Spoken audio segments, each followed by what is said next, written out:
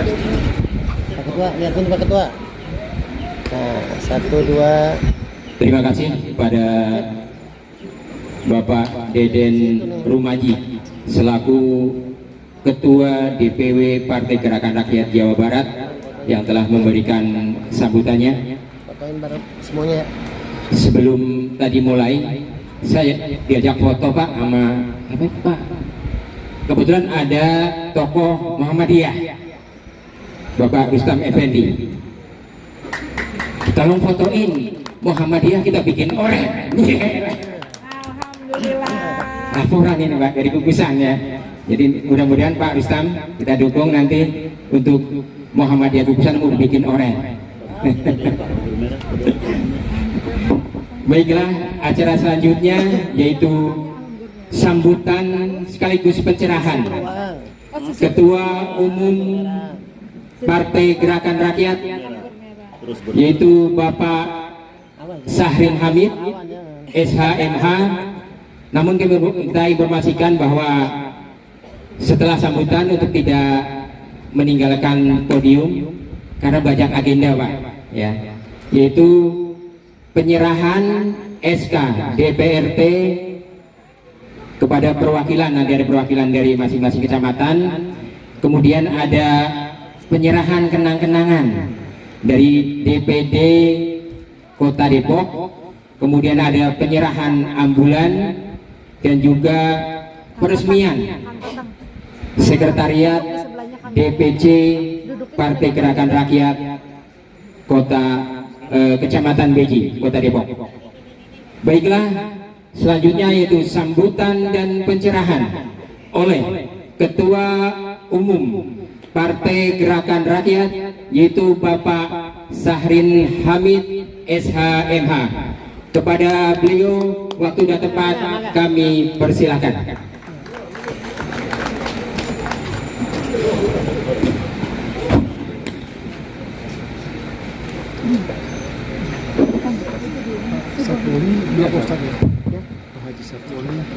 Susu beruang anggur merah,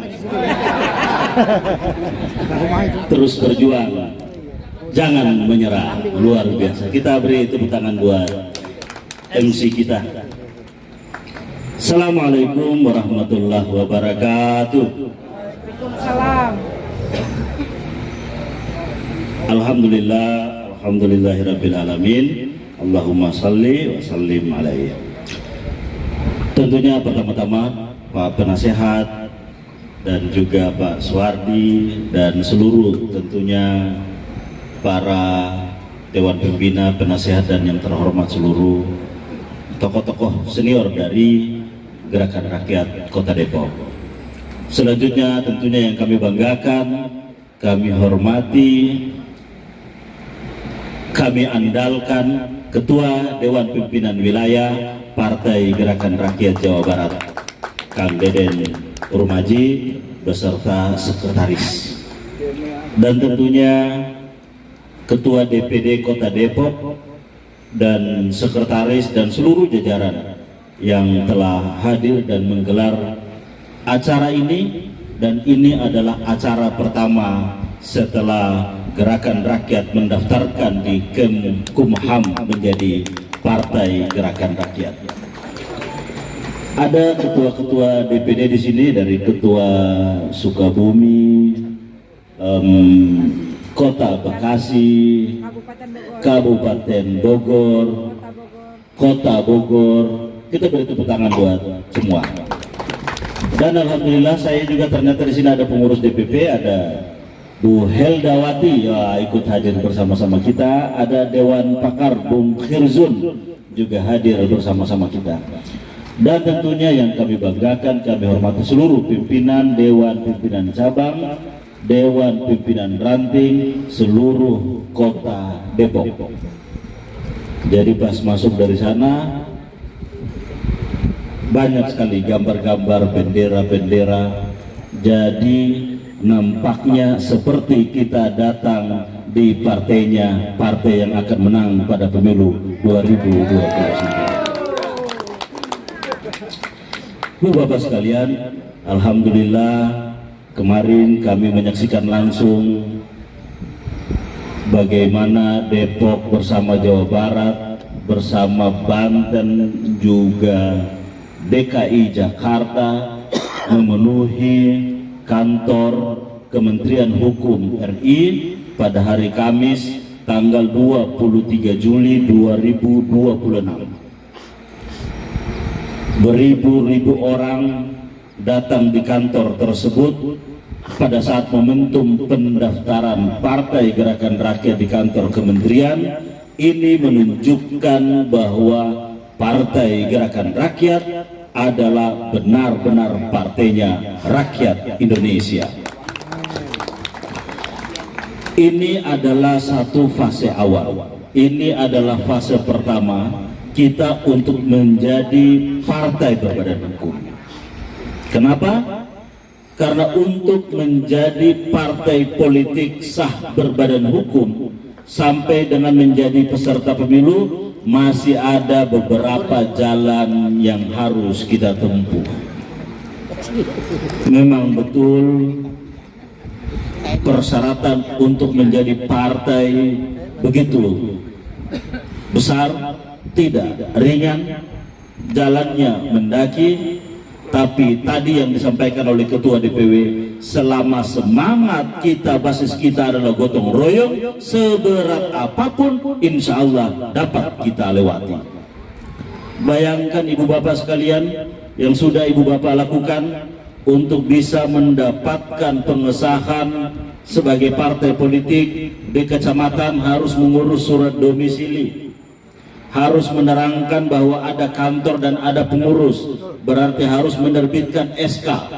Setelah itu yang diberikan SK harus menandatangani surat pernyataan. Surat pernyataan tersebut harus di atas materai 10.000. Setelah itu bila sudah ada domisili, sudah ada SK pengurus, sudah ada surat pernyataan, harus maju lagi kepada Kesbangpol yang menerangkan bahwa kecamatan-kecamatan tersebut sudah mencapai 50% sehingga diterbitkan surat keterangan keberadaan partai dan keberadaan pengurus di kabupaten tersebut. Dari situ tingkat DPW harus menyelesaikan 75% di tingkat DPD. Dan untuk bisa mendapatkan surat keterangan terdaftar dari Kanwil provinsi itu benar-benar harus komplit, lengkap, tuntas. Makanya Jawa Barat yang tadinya sudah pertama menerima dianggap belum lengkap, diproses kembali. Kurang lebih sekitar 5 bulan ya Ketua, baru bisa terbit surat keterangan terdaftar.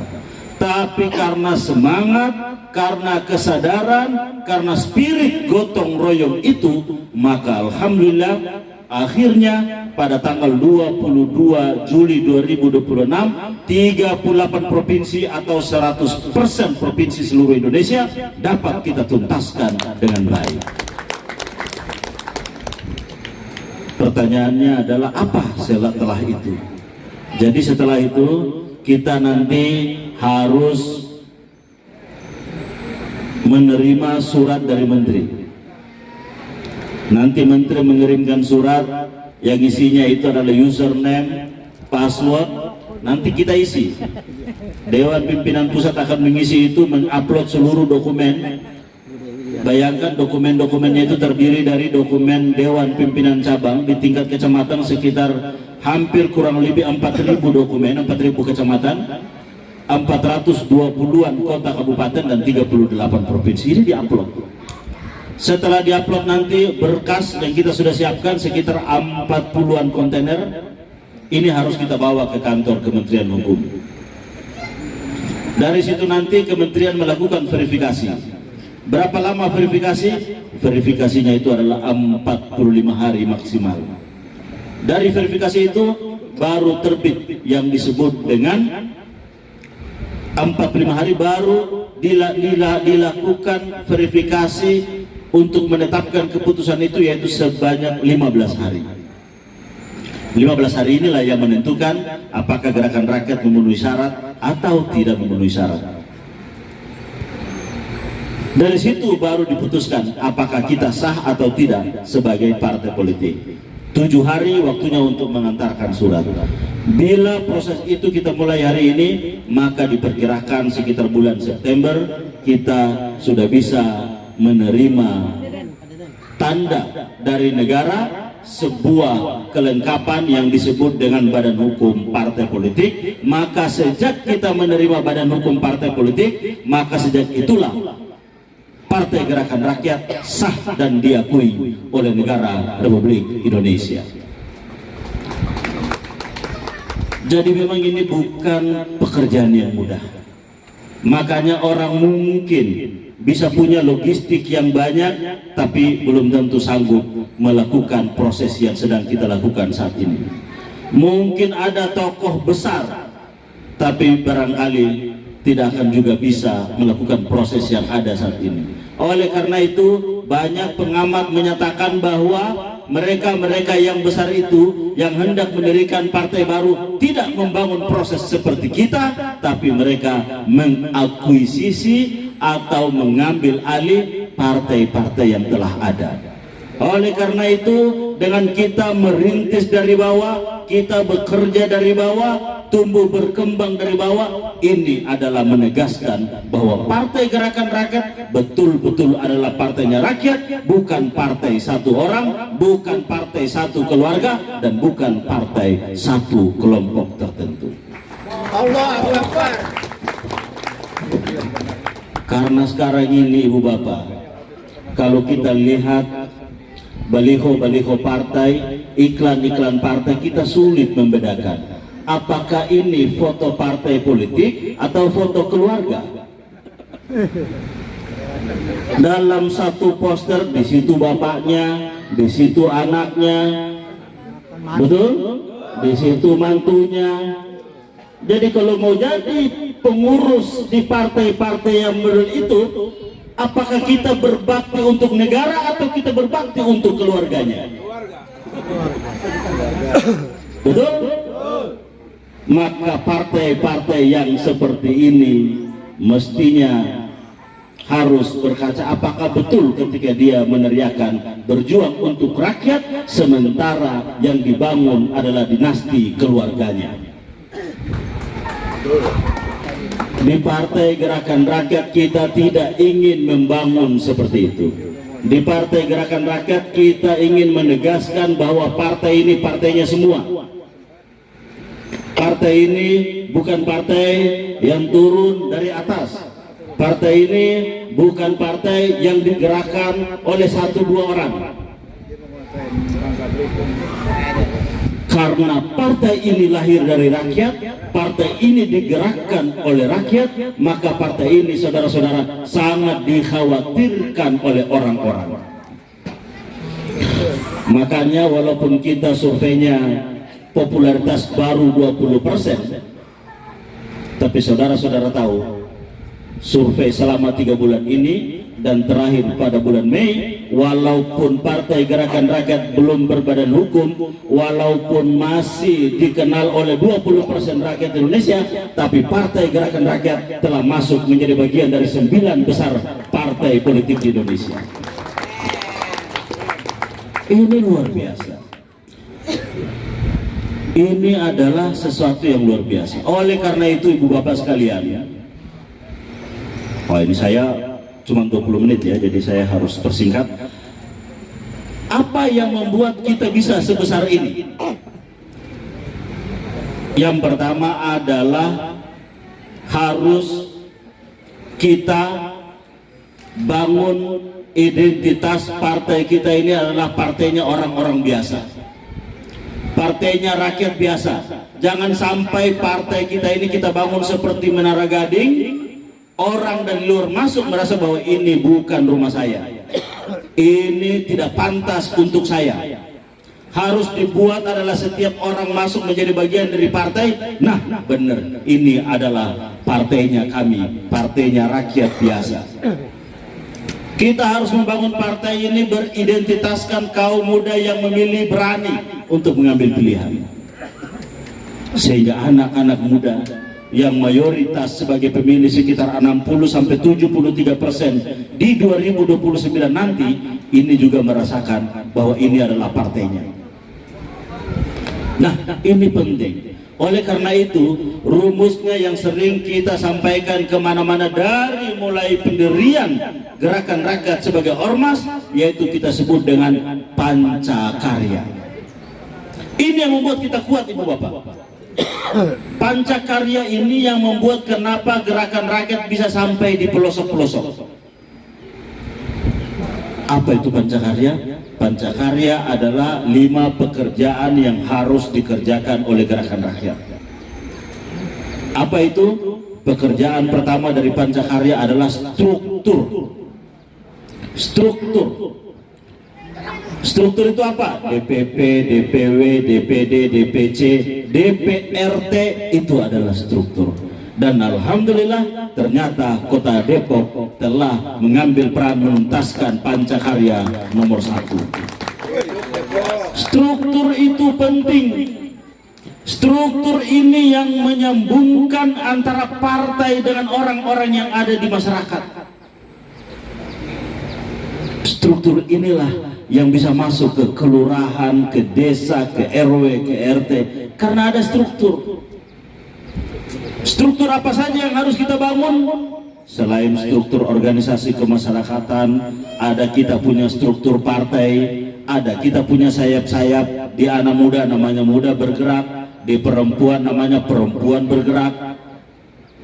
Ini yang harus kita bangun strukturnya sampai ke bawah. Sehingga ketika orang bertanya kelurahan apa, di situ ada gerakan rakyat. Ini pentingnya pancakarya yang pertama. Apa saudara-saudara pancakarya yang pertama? Struktur. Makanya alhamdulillah ini Depok telah membangun DPC, DPRT. Kemarin juga kalau nggak salah Kota Bekasi telah membangun seperti itu. Dan saya kemarin juga di Rabu malam minggu yang lalu juga di Jakarta Timur, Kecamatan Pasar Rebo juga telah melakukan pengukuhan seluruh DPRT. Nah, ini adalah sesuatu yang sangat bagus untuk kita bangun. Jadi yang pertama adalah struktur. Struktur ini adalah hal yang paling terpenting untuk sebuah partai politik dan juga organisasi kemasyarakatan. Apa yang kedua? Yang kedua adalah anggota. Anggota ini harus banyak. Dan acara-acara seperti ini yang diundang tidak hanya struktur, tapi kalau bisa anggota juga harus diundang. Siapa itu anggota? Anggota adalah orang yang mendaftarkan diri menjadi anggota dari organisasi dan dia mendapatkan yang disebut dengan DNAGR, daftar nomor anggota gerakan rakyat. Itu harus diundang supaya anggota-anggota ini merasa menjadi bagian yang tidak terpisahkan dari gerakan rakyat. Nah, makanya sangat baik ketika DPD menggelar kegiatan-kegiatan yang seperti ini, karena Dewan Pimpinan Pusat tidak mungkin menggelar kegiatan yang seperti ini, karena kegiatan DPP itu berorientasi memberikan arahan, sementara DPW melakukan konsolidasi di tingkat DPD, dan DPD inilah yang menjadi ujung tombak di tengah-tengah masyarakat. Itu yang kedua, anggota. Anggota ini pula, Ibu Bapak sekalian, setelah nanti kita berbadan hukum pada tahun 2027 besok, satu persyaratan yang harus ada untuk bisa menjadi partai peserta pemilu, kita harus memiliki anggota 1/1000 di setiap kota kabupaten. Jadi kalau Kota Depok pemilihnya ini sekitar berapa ya? 1,3 juta. Maka 1,3 juta berarti di Depok harus ada 1000 anggota. Karena ketentuan perundang-undangannya itu adalah 1/1000 atau 1000 untuk anggota atau pemilih di atas 1 juta. Karena Depok sudah 1 juta, berarti minimal punya anggota harus ada 1000 anggota. Mulai sekarang kita mulai menata itu, karena ini syarat untuk bisa kita menjadi peserta pemilu. Depok 1000, mungkin Kota Bekasi 1000, Kabupaten Bekasi 1000, karena di atas 1 juta rata-rata pemilihnya. Nah, itu yang kedua. Apa yang ketiga? Yang ketiga yang harus kita bangun adalah kaderisasi. Kita harus menyiapkan pemimpin-pemimpin tingkat ranting, pemimpin-pemimpin tingkat kecamatan, pemimpin-pemimpin tingkat daerah, pemimpin-pemimpin tingkat provinsi. Ke depan 2029 kita harus siapkan siapa yang jadi anggota legislatif di tingkat kota, di tingkat kabupaten, siapa yang menjadi anggota DPRD di provinsi, siapa yang harus ditugaskan DPR RI di tingkat pusat, siapa yang akan dimajukan sebagai wali kota, siapa yang akan dimajukan sebagai bupati, siapa yang akan dimajukan sebagai gubernur. Itu semua kita lakukan melalui proses kaderisasi. Tahu Barcelona? Nah, Barcelona itu punya yang disebut dengan La Masia. Itu adalah kawah candra di mukanya, itu Darul Arqamnya, itu adalah badan perkaderannya, yang akhirnya melahirkan Messi, Lamine Yamal dan seterusnya. Kita sebagai partai politik yang bertugas untuk mendistribusikan kepemimpinan publik, maka kita harus punya rumah perkaderan tersebut.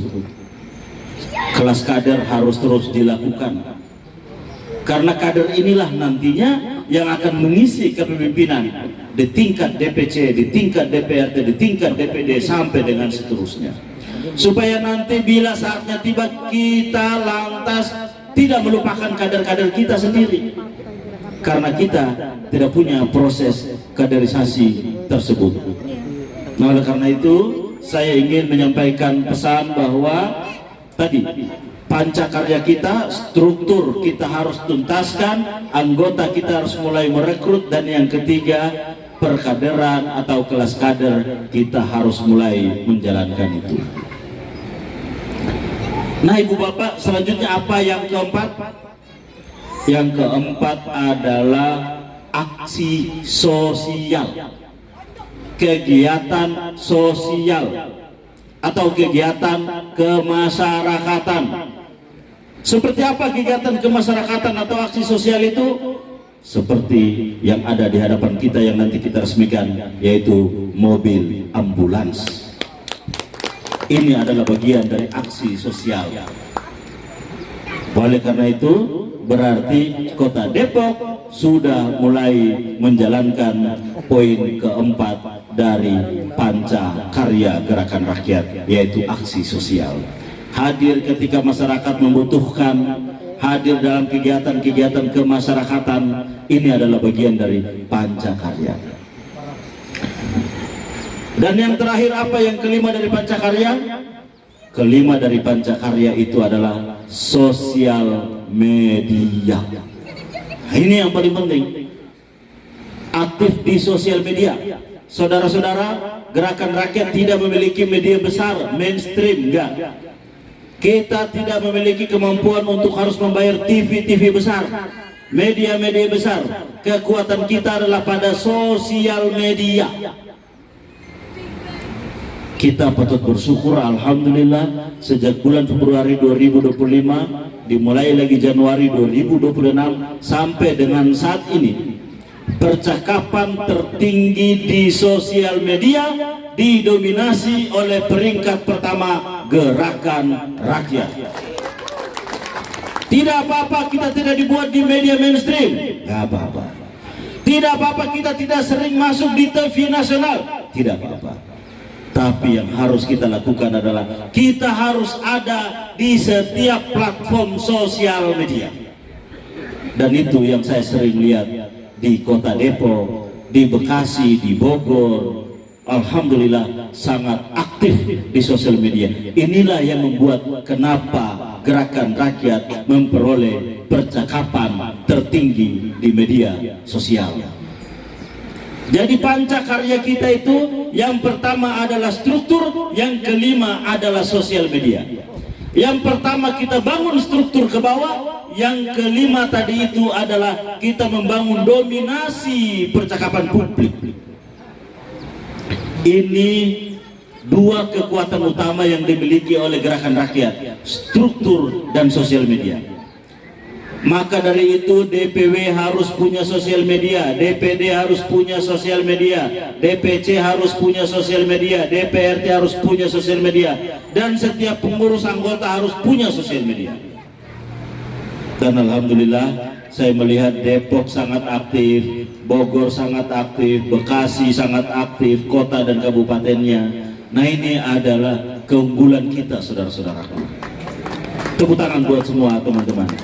Oleh karena itu di sini banyak kamera. Saya ingin menyampaikan salam saya kepada seluruh teman-teman dari anggota, kader, simpatisan, relawan Gerakan Rakyat yang selama ini gigih berjuang di sosial media.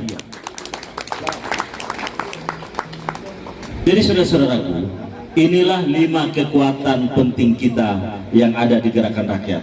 Yang pertama struktur, yang kedua anggota, yang ketiga kader, yang keempat aksi sosial, dan yang kelima adalah media sosial. Baik, saya kira ini yang dapat kami sampaikan. Semoga insya Allah dengan peluncuran ambulans, dengan pengukuhan pelantikan DPC, DPRT, dan kita semua tadi yang telah mengetahui apa itu pancakarya Gerakan Rakyat, semakin kita mantapkan di daerah-daerah kita. Saudara-saudaraku siap? Kurang keras. Saudara-saudara siap? Nah, ini baru mantap. Salam Gerakan Rakyat. Satu kali saja tapi keras ya. Hura, itu dari dalam, hura, nah gitu, jangan hura.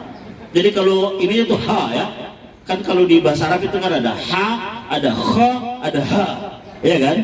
Nah, jadi Allah itu ha, hura itu pakai yang itu, ha yang itu, ya.